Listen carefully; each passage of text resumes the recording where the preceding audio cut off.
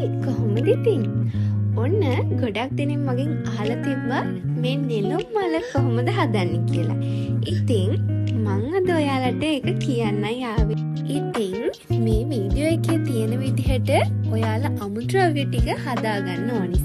නෙළුම් මල ටික නම් ටිකක් වැඩි වෙලාවක් තඹ ගන්න වෙනවා. මොකද නෙළුම් මල තැම්බෙන්න ටිකක් හොරයිනේ.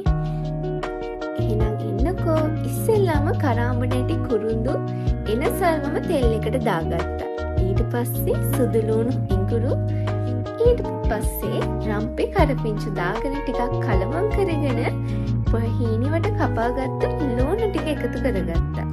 ලුණු ඔමමිරිස් දානවත් එක්කම අවශ්‍ය ප්‍රමාණයට මම ලුණුත් දාගත්තා. ඔන්න ඊට පස්සේ රන්වන් පැහැවෙනකම් බැදීගෙන එද්දී මම අවශ්‍ය 3-5 ටික දාගත්තා.